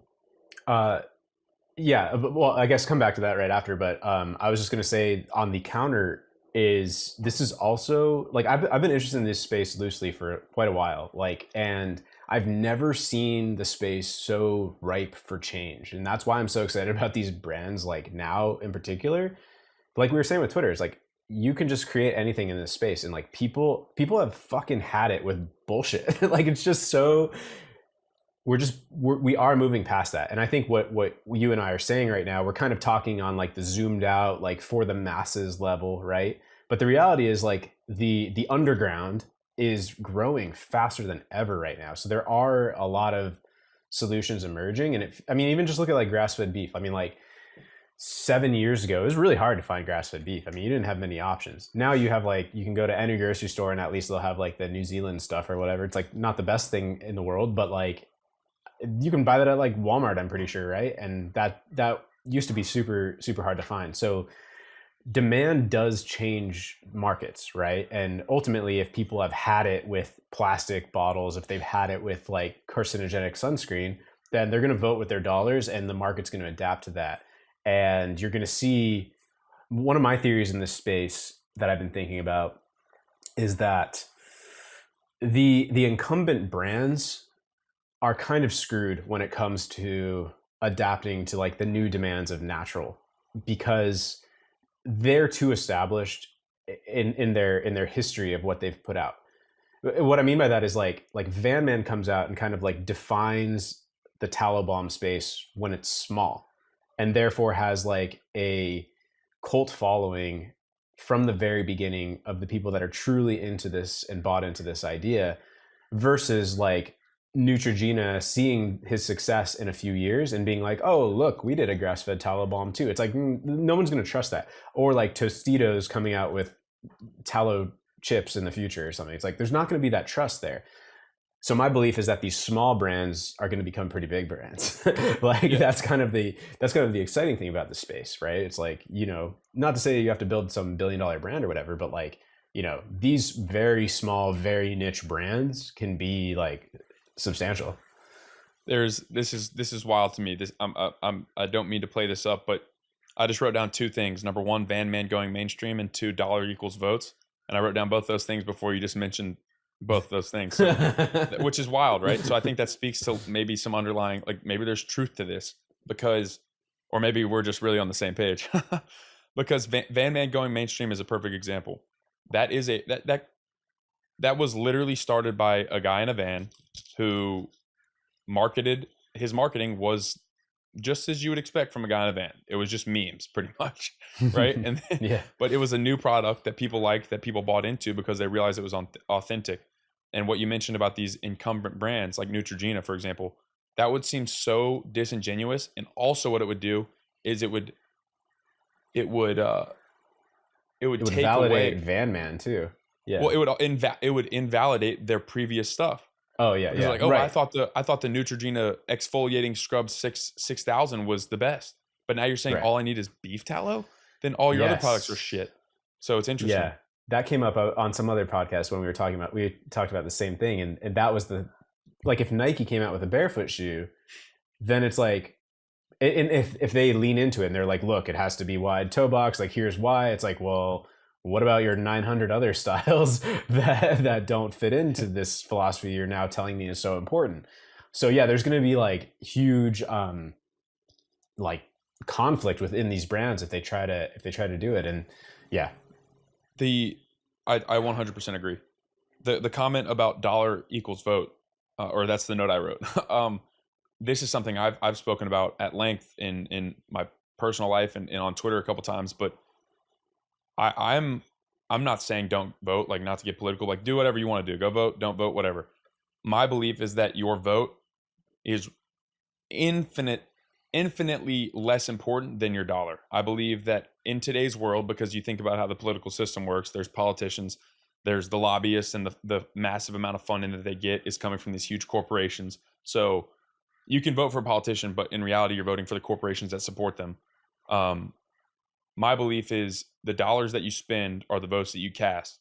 So, perfect example, Neutrogena, probably owned by some massive conglomerate, right? That massive conglomerate has massive lobbying dollars and pull within whatever field or industry they're in. So you can spend money on them, sure, even if they did come out with a tallow balm. And let's say it was good tallow balm, right? But you're still supporting them, right, and their whole entire industry. Or you could support Matt with Rhizal as opposed to Nike. You're more aligned than one of these other massive companies. Or you can support Vance with his company, or you can support Solbra and all these things where you know what you're supporting from, or at least you have a better and more clear picture of what you're supporting than these massive conglomerations, if that makes any sense. So I'm a firm believer in that your dollar, this is, I actually, not to ostracize Starbucks, but I'll say it, like I don't go to Starbucks. Like I'll not drink coffee before I go to Starbucks personally, just because I don't align with them in terms of my values. The same can be said for Nike. I don't wear Nike. I don't buy Nike for that exact same reason. I don't align with them, and I wouldn't want their CEO being the president, so I'm not going to support them. I would rather support folks that are in the esoteric space to a large degree. So yeah, that's my thoughts on that. No, I think it makes perfect sense. And yeah, I feel like you and I and people in this space are, it's almost like we're making our own economy in a way, but we're also just like creating the next wave of brands that we're creating a new type of consumer. Like you and I are a new type of consumer. Like I literally buy all of these brands, like all the ones we've mentioned, like every brand that's come out on Twitter. I'm like, oh, like I'll buy it. Like I could fill an entire table with like Twitter health products, and I mean, same thing with like clothing. Like I buy from small brands that do like, cotton and hemp and, wool or whatever. And like, again, it's back to getting like fed up with that old system. And I'm not going to go into Target and buy like some name brand big plastic piece of shit or whatever for any aspect of my life. I mean, yeah, like we have to give in on something, like, yeah, where I'm on a MacBook right now. Like I have an iPhone, like sure. Like there's aspects where like it just, yeah, you can't buy like a organic computer yet, but like, but if you could, hey, somebody listening, that's a good idea. But you know, in any aspect, the pillows, another great example. Like, you know, if I'm buying a pillow, it's like, it's not even on my radar to go to Costco and buy like some synthetic pillow or whatever. Like, it's like, oh, let me find some specific, thoughtful, natural, won't poison me pillow. Like that's what I'm looking for. Woolshire, shout out to Woolshire. Yeah, I'm looking at mine right now. It's a phenomenal pillow. Yep. And that's a perfect example. There's like, that's supporting a guy that I now know and his family directly. Like I know that. Ryan Griggs is a perfect example of the Renaissance. I'm wearing a shirt right now. We were at his house last night, and he's got, it's such like a Twitter brand house, because he's got like all his, like his living room is literally just like his fulfillment center. Oh yeah, that's the best. Me and these guys were there, and I'm like, you know what? I don't need anything, but he's my boy, and like we're here. I might as well just buy some shorts. You know, it just is a more mutual. I don't know. I just have no problem spending that money. Totally. So it's interesting. Yeah. Slight aside, but I heard Chase mention it on the podcast too, that we traded Woolshires for Rhizals. That's like a really interesting thing too, and which is awesome. Like I love that. We love our pillows. Like they love their Rhizals. So stoked. But I love this concept of like these brands that have similar values, like bartering and trading. Like that actually is a different. That's like external from the normal economy. Like, oh, you have an organic cotton shirt brand. I have leather shoes. You have microplastic free salt. I have glyphosate free honey. You have tallow balm. Like there's all these different things, and it's like, what else do we buy? It's like, okay, well, I buy like food. Okay, somebody on Twitter has meat. Somebody into like, or you buy stuff locally. Like my buying habits have shifted so much in the past several years. I mean, yeah, like it's all, as much as possible at least, like, yeah, buying from like specific brands that I kind of know the story behind. I know the process and the ingredients and the materials behind the product. Or when that doesn't work, you know, like local stuff for the most part, right? Like, I mean, local food obviously makes a ton of sense in general. So yeah, it's a cool new economy that's emerging. Well, you know what's so funny is, like, you said the word new, but bartering is literally Right. how economics, that's the basis of economics. We're essentially bartering something anytime. But I literally just wrote that down because I've never thought about what you just said before. Once again, it's that redaction, it's that elimination economy where we're going, you know, let's just skip the monetary transaction altogether. I'll give you what I have of value, and you give me what you have of value, and we'll be better for it. Right. So it's kind of, that's an insight I have not thought about. Well, before. money, it's like we're getting back to bartering. Money is just like stored energy, essentially, right? It's like you work and then you save up money, and then you exchange that money for other people's work or objects that people made or resources made. Like it's just a stored way of like transacting in and out of like what you actually want, which is services and goods, like somewhere to live, grass-fed beef to eat, methylene blue tallow to rub on your face. Like what more could we need? Yeah, that's so fascinating. I want to dive into that a little bit more, and how that can actually maybe scale a little bit in terms of bartering. Maybe there's like some like eBay. I mean, I guess there is, like, you could probably figure out a way on like Facebook Marketplace to like, hey, I'll give you. You know what's funny is I actually have an example of that. My dad had some old tires one time, and he was selling them for like, let's say $2,000. This guy was like, hey man, I don't have $2,000 cash, but I'll sell you an AR-15. So it's just like little things like that. That'd be pretty funny if Yeah. it wouldn't be funny. It'd actually be really cool, I think, if everybody had some value that they could provide. Obviously, not everybody's gonna have their own product, but at large, that's what the economy used to be. It used to be, I would be the blacksmith, and I would make you your horseshoes if you were the baker, and you would give me my bread, and then the farmer would give us this, and the cattle, like, so it's a cool. The Twitter economy is is so unique in that way. Yeah, I think at the very least we should set up something that allows like these Twitter brands to barter amongst themselves. At the least would be cool. Absolutely. It's like a registry of all the based health brands, and it's like, oh, you have Shilajit, I have Tallow Balm, like let's trade. Like I don't know, just be Yeah, that's all. Dude, that's like a supermarket for base brands. That's actually pretty funny. Dude, The other based Erewhon would be next level. I don't know if you know Erewhon. maybe there's like a maybe we should cut this part out and talk business. But there's another interesting, and specifically with shoes, the athletic shoe market. And because I was a baseball player and I'm thinking about my cleats now, they were so tight. Like I remember like when I would wear shoes at my cleats during college, I would have like shoe aches for a long time. They were not zero drop. They had massive arch support. I wonder, are you familiar with any like based or barefoot athletic like cleats or anything? Like, because I think about football players, they're not wearing barefoot most of the time. Yeah, I mean, I think there's an opportunity there because so that's not the first time I've heard of that idea. I think I've had probably people reach out to Rhizal asking or somewhere, but I've had people ask me this question and I don't know of any.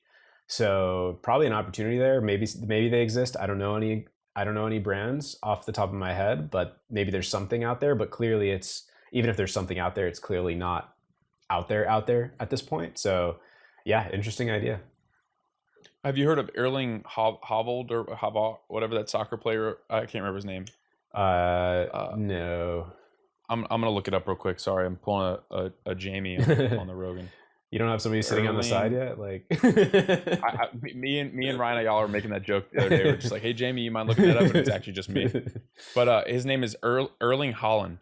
He's like this soccer player who broke like I think he's breaking records over in Europe. So legit. But he's super base. Like he wears raw optics. He eats raw ground beef. And all so I didn't know stuff. his name, but I have seen him. I've seen he raw optics, Matt Maruka's brand. And like like raw milk and stuff too, right? Like I didn't know his name. He's mainstreaming that. That's awesome. That's so like, cool. He's mainstreaming all that stuff. So imagine if there's like if more people like him. Aaron Rodgers is another example. He's kind of based in some ways, and I'm sure there's others that I'm not mentioning. But once it hits like those types of people, the people that are not in the esoteric Twitter space, more or less, start being like, wait a second, if Erling Haaland is breaking records and he drinks raw milk and eats ground beef and wears these things and actually cares about his circadian rhythm. The reason I brought that up is like, imagine if he was wearing like some like leather barefoot soccer boots or whatever they call them. That'd be pretty legendary advertisement. Yeah, that's wild. Yeah, there's actually been a couple NBA players that bought Rhisal's, and I'm so bad that I can't remember their names right now. I'm like not a big sports guy, but yeah, that's so stupid that I can't think of their names off the top of my head. But like, it was like that's crazy. They must have been like talking about it amongst themselves because like a couple of them bought them like after each other and like paid outright. I was like, this is super cool. Like not really, obviously they wouldn't play in them. Like Risals aren't like your athletic shoe, but it's like still cool that like, oh, they're clearly thinking about letting their feet relax when they're not playing. They're interested in grounding. Like pretty cool. Very cool. I think that's a sign. This is why like conversations like this you mentioned at the beginning just gets me energized because it's so much of like the world is now doom and gloom, and it's like we see this mountain that we're faced with or this wall. But after conversations like this and interactions where NBA players are buying your shoes and famous people are like Erling Haaland are starting to mainstream this, it's like, okay, there is a light at the end of the tunnel. And despite all this like doom porn, really, like just like people making everything seem so scary. Yeah. There is a massive movement and it is growing, which is cool. Yeah, I mean, I think it's interesting that you bring it up in that framing because I think right now we've kind of been on the positive side, but I tend to go either way. Like same. I actually the whole reason we're into this stuff is because of something very negative, really. Like we're into this stuff because we've had something stripped away from us, right? Like I always think it's a little funny when like now I'll use like raw milk as an example. And it's like, raw milk is great. I love raw milk. I make raw milk ice cream. I have raw milk all the time. But like, it's kind of funny that we're almost describing it as if it's this like panacea and it's like so incredible. Cause really it's just one thing that we've managed to like reverse to again, how the way it used to be. And again, subtractive. And and even still, it's like most likely getting it in like plastic tubs or whatever. And it's just like one thing we've sort of managed to revert. It doesn't mean you're like going to live to 150 because you're drinking raw milk. You know what I mean? So yeah, ultimately like everything is like very, very, very screwed up. And there's like just everything is extremely toxic. There's pollutants and everything.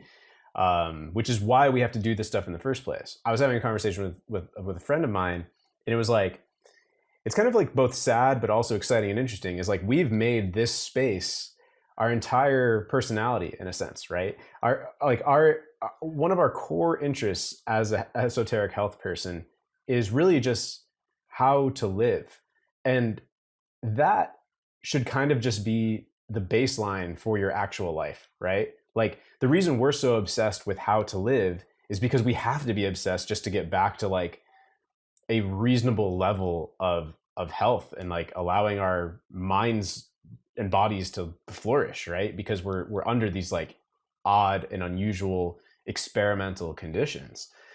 So we're like so obsessed with just like the playbook of like how to live, like what to eat, how to be in the sun. Like it's like all this like very like basic stuff in some level, and it's both exciting and also like sad simultaneously, because on some level that should just be kind of like what I said about barefoot shoes. Like that should just be obvious. Like what if we were just living in a world where like of course the water's clean, of course the food is not poisoned, of course we're not pumping chemicals into the air, of course we're not wearing endocrine disrupting clothes. Like then what would we be doing, right? Like then what would we be doing with our creative capacity and our like just our time? Like, you know what I mean? Like it's an interesting way I've been looking at it recently. Like I love this stuff and I'm obsessed with this stuff and I'm like thinking about this space all the time, but on some level this is just like the fundamentals to be able to live your life, right? I 100% agree. There's nothing I want to add to that, because I like you literally just said exactly what I think about it. I do believe that nature is cyclical. Nature corrects itself, and it's my belief, because I don't want to sit like I'm some guy on my soapbox like, oh, I always think so positively. I always think that this is like we're gonna win, because it really like you take a step outside and you're like, holy crap, there's so many toxins, there's so many poisons, there's so much corruption, so much bullshit out there. But it is cool, like, and especially through this podcast I've had the opportunity to really dive in and like learn from people like yourself and other people in that space, to the point, and I've seen in my own eyes, I've seen my own community from back home that are not necessarily a part of the community like in terms of the depth that I am, but they're starting to make changes where they, oh, where do you get raw milk? What's that about? Okay, wait, what do you do with this tallow? Like what's going? So it's Yeah. like Van Man is a perfect example. Like just the fact that he's now essentially mainstream. Like you saw that guy on The Bachelor is using his stuff Yeah. or whatever. Like that's cool, man. That like excites the fuck out of me, because there's so much more room for that to grow. And I think that the battle is really going to be for the dollars, and that's why I keep harping on that. It's like Nike can't survive if people don't pay him. Yeah. So who are you going to pay? Who are you going to vote for? Is my like ethos now. And like I said, we're kind of like starting a new wave. Like we're not buying Tostitos, we're buying Masa chips. We're not buying like Neutrogena, we're buying Van Man. Like we're not buying Nike, we're buying Rhizal maybe, or the other cool barefoot brands. So yeah, there is a shift that's happening, but yeah, for it to go mainstream, I mean, like maybe it can't go fully mainstream. Like can the entire world be eating regenerative grass-fed beef tomorrow? Like not really. Like it would be difficult to like change all those things, but we'd have to have like a real restructuring, and it might be hard to get there. But sorry to interrupt. The regenerative ag model actually I think is a phenomenal example, and I was going to bring this up when you something you brought up earlier. I'm forgetting it now, but the way that humans have evolved was not with one company for the entire, like American Indians, for example, the however many tribes and however many bands within those tribes existed. There wasn't fucking one shoemaker that made a bunch of barefoot leather shoes for them. No, every tribe had their own. And so the regenerative ag, and if you listen to Will Harris, who's kind of like one of the pioneers in that space at White Oak Pastures, he talks about he doesn't want to have to ship his Like he doesn't want to be even able to ship his beef to California or New York. Yeah. He wants there to be a regenerative agricultural or a ranch 10 minutes from your house, and that same be said for everybody. So I don't think there should be one Rhizal, honestly. Yeah.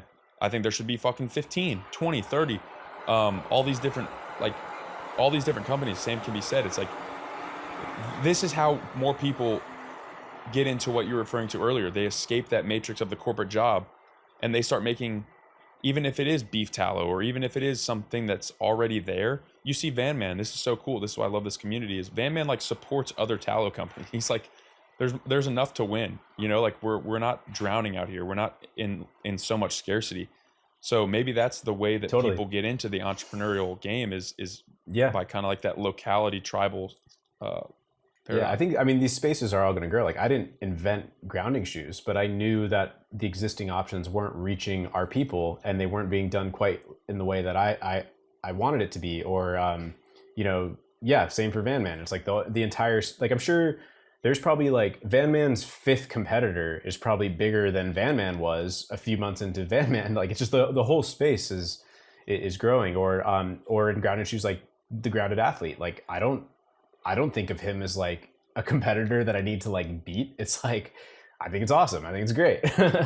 And especially when it comes to things like, ideally we'd go back to this like very like localized world where like, even your shoes are like local. That seems a ways off, but especially for food, I think is the best argument. Because me and my friends always joke about that thing, like what you were saying with white oak pastures. And it's like, we're talking about how this is like the old way of farming and all of this, but then it's like flown on a jet to your door with dry ice. And like, so our joke is like, just like our ancestors. Like, we're eating meat just like our ancestors, except it like took a jet here and like a UPS guy delivered it with like a bunch of like styrofoam or whatever. Like, it's I mean, but then like, I don't know, I it's interesting too, because I mean, if you're living in like Los Angeles, you want to be eating local food. New York City. So the interesting thing to me about that is, especially after being in Austin, because Austin is in many ways a hub for that type of thing. And I lived in Atlanta prior. So the cool thing is, when I ordered White Oak, which is 2 hours away, like was a White Oak delivery, which is cool. But Austin, like I literally right before this, I went to a place called Local Pastures, 20 minutes from the house. And that's literally 2 ranches in the area that are both regenerative, both local. They have this little like store, I guess, and people go there. It's phenomenal. I think I saw pictures of that. That is it's an incredible business model. Like I hope that there is a million of those across America, because that's how, in my opinion, I don't want to say it like, I mean, fuck, I guess I do. Like, I don't want to demonize these like big food, I guess, but that's how you starve them out. That's how they go out of business. They cannot survive if there are conscious consumers that are willing to pay a little bit more money, number one, and decrease convenience a tad bit to go support their local ranches, because then the money literally just doesn't circulate to them. And that's how I think we win as a whole. I also think sometimes these things shift rather quickly when there's a big awareness change. So like, for example, right now, I feel like we're on this huge growth in like the seed oil awareness in the last like 1 or 2 years, for example. And that was super obscure for a very long time. And it was extremely hard to find like anything without seed oils, right? And now it's like starting this hockey stick moment. And I don't write off the fact that seed oils could be like the next like trans fats or whatever, right? And it's like something like trans fats just went from being in everything to being in nothing, like essentially overnight. Even for shitty Walmart processed food, like we just reached a point where consumers like just weren't gonna fucking have that, right? The same thing could happen for Red 40 or like I think California is banning it in like 2020 whatever, or seed oils, or maybe like, I mean, BPA that happened, right? Like so that I think is an optimistic thing, because sometimes there are these moments where there's like a huge shift in awareness, and maybe in 5 years, like every restaurant is like, we don't use canola oil, of course, like ideally. But the interesting thing, God, I just realized I say the word interesting so much. I did a little bit of a deep dive in BPAs, and I think it's representative of marketing and big corporations as a whole. BPA free is an absolute scam. Yeah. Like, because it makes it, oh, BPA, the bad thing in plastics. There are so many bad things in plastics that you can't even count them. Let alone the fact that BPA is not the only bisphenol that stands for Yeah. bisphenol A. There's numerous bisphenols, so they're like, oh, BPA free because that's the hot thing. Let's just put in BPS. Yeah, right. Which is literally either worse or the same. So my worry with like big corporations is that they're like, it's just the nature of it's business. Like, Yeah, you want to they will make do money, that. so I totally understand that. They'll go from canola to, they'll be like, oh, hypothetically, canola's getting all the hate, so we'll switch to sunflower or whatever. Yeah, you know, like, or like you see this. I saw this one tweet recently. It was like these like actual fake foods, like these foods that are like grown out of like cells or whatever. I guess that's how food is grown in reality. But like in labs, this food that's grown. right. They'll be like, oh, we're using like lab grown beef tallow. It's like I see. My point is, I think local economy and the Twitter economy is such a good example in terms of like it's local to social media or the internet as a whole. It's like this tiny little corner. But if you extrapolate that sort of model into the actual physical space, like, okay, I'm going to get my beef from a ranch that's no more than 2 hours away, which at this point in the US, with a little bit of research, can be done in every single major city. Yeah. Okay, you know what? I'm going to get my hair care products. I'm not ready to go the full like esoteric way. I'll get them from like a handmade local person down the road. So my point is, like, I just feel like that's the only way that we as the consumer really win in the end, because corporations in and of themselves are created and are in existence for one singular reason, and that is to profit. Yeah. That's the reality of the beast. Yeah, I agree for the most part. I mean, I think like they also, if there's such a shift in consciousness in the consumer, then at the extremes of that, the only way to make money and be profitable is to give people what they want, right?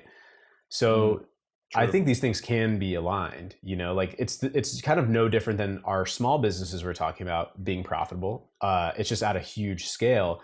The problem is when you get like public ownership, and then it's all about the bottom line, and then things get whittled down. But if that leads to, back to voting with your dollar, if that leads to those customers going away and not sticking with it, which if there's enough consciousness around these things, then then it might stand a chance. But yeah, I generally agree. Like I mean, when companies get bought by huge companies, like generally we see the quality go down over time. I appreciate you challenging me on that, because I think you're correct. To go back to the dollar equals vote, like that's true. If a consumer is convicted, the only way, or the consumers at large are convicted, the only way for them to make money would be to bend to the consumer or satisfy the demand. So if the demand is conscious, then you're exactly right. Then that would be a net positive. Right. Like if one of the brands that we like supporting grew, got bought, they switched to non-organic, non-grass-fed, whatever the example is, then we're just not we're not gonna be interested in it anymore. Like immediately. Maybe it'll still go on to be like a decent business for like people that are less down the rabbit hole than we are, but ultimately it will have lost that momentum of the new brand I was talking about, right? And I mean, it feels like right now there's just such an opportunity for like new brands to dethrone the incumbents in these areas. So, but yeah, I don't know. I mean, like, yeah, is the problem profits? Is the problem like being owned by a board of directors and needing to like report profits every quarter? Like, it seems like that is problematic. But yeah, I mean, I don't know. I'm sure there's examples of brands that have gotten bought by larger brands, and then they do maintain the ethos of the brand because they realize that the ethos is why it's successful, right? Like if Neutrogena bought Van Man and then changed all the shit, they'd end up with 0 customers and Van Man would be gone, you know, like people aren't going to just like not notice that. So.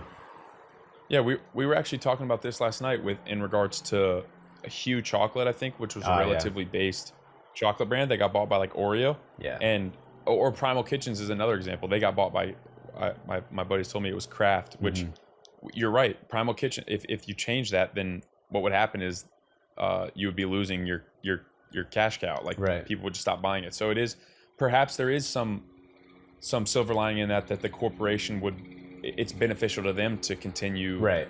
letting the brand or the product that they I mean, assume so here's an example. Like, I mean, continue its I trajectory. don't really support this company, but like Coca-Cola does this with healthy quote unquote drinks. Probably not stuff that we would drink, but like they don't. As far as I know, I mean, I'm no expert in this, but as far as I know, like yeah, they're like maintaining. You know, they buy a coconut water brand, and it's still coconut water after that. Like they're not going to like shoot themselves in the foot on the thing that they just bought for $300 million necessarily, right? Like they understand where it's going. Yeah. They're like, I don't know, like do you know the brand like Olipop? It's like a Yeah. prebiotic soda. They're probably I don't think they've been bought yet, but I would not be surprised if they end up getting bought by a Pepsi or Coke. The question is, do they change the formulation behind the scenes? Maybe they have connections to get ingredients at lower cost, things like that. But yeah, I mean, generally, I'm not saying I'm like for this, but I guess I'm just saying like it might not inherently be the end of the world for those brands, but it does change the vibe for sure. And Sure. I would much rather be supporting, Yeah, like you said, I'd much rather be supporting someone where I know who's behind it. I know the ethos behind it. I know who's the person paying for their family and lifestyle at the end of the day, like buying a pillow from Chase, for example. It's like, you know who you're supporting, and ultimately that's more powerful. Yeah, the interesting fuck, I said it again. I agree with you.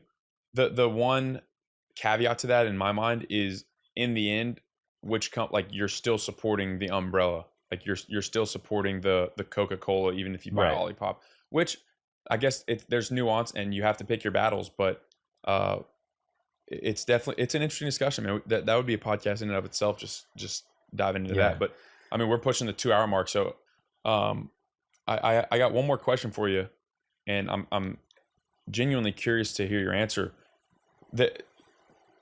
There's a 25, 26-year-old guy out there. He's working a job that he aligns with the things that you just said. He works hard. He's a grinder. He's got a good work ethic. He just kind of has resigned to his fate or doesn't see entrepreneurial endeavors being his. He's thought about it, but said, you know what? It's not for me. What advice are you giving him? I think this example would be capable of being an entrepreneur. I don't think they should write it off. I think they might need the belief that they can do it, and they should start dabbling on the side, right? Like ideally do some kind of side hustle and start planning your escape from the job. I do want to give a little aside, which is like ultimately do whatever you want. Like I kind of like left the business of giving advice, but if that person wants to break free of that, then I think they don't necessarily need to quit overnight. But if their job is extremely demanding, maybe find a less demanding job that you could still play around on the side. But ultimately, I think, yeah, you know, plan your escape route. Like figure out which window you're gonna sneak out of or whatever. Like I don't know, but like not literally, but like like you know, start doing some kind of side hustle. Start planning your brand. You know, start. These brands don't take like one thing that I kind of you don't have to invest, you don't have to find 80 hours in your week to start a little brand. Like the reality is if you can actually get yourself to focus on something, which that's the hard thing. I mean, you could build a business in a couple hours a week if it was like a real couple hours a week. The problem is like we do a lot of nothing, right? So, you know, ultimately like starting Rhizal or starting RSNV or starting any of these past businesses, ultimately the highest leverage thing I ever did was like actually pull the trigger on the thing. Like, you know, I could just ruminate on it forever, but ultimately like one moment of a decision was the leverage for the entire thing existing in the future. So, you know, I think just play around, learn, and like try stuff, because like we were saying earlier with the reps, you know, like the first one might not necessarily be the hit, but like, yeah, I mean, I just don't think people should like give up on their dreams because it's unrealistic or not easy, you know, like really have a vision for your life if you can. And that's advice to myself too. Like I'm not there. I'm not, you know, at the pinnacle of what I consider to be like success or what I want my life to be, but I know that I'm not going to stop trying, and I'm going to like stay on that path and like keep trying to design my life to be whatever I envision it to be. Beautiful. Well said, man. That's spot on. I like that you said you left the business of giving advice. That's good advice for everyone right there in and of itself. Man. But Matt, I mean, I really appreciate your time, dude. This has been a phenomenal conversation. Yeah, same. I appreciate you having me on. Like I said at the very top of this, I love these conversations, and I feel stoked to go back to the rest of the world after this conversation. And yeah, a lot of good things. So. Yeah, where can people find you in Rhizal?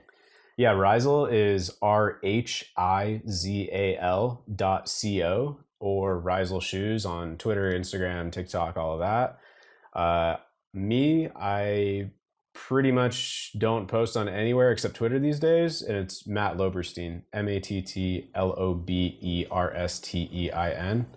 And even there, I don't know, follow me if you want, but I don't have like a really like plan or agenda these days. I just kind of, you know, I sometimes I'll tweet a bunch, and then I'll go away for a month or whatever, you know, like I'm not on a schedule, let's say.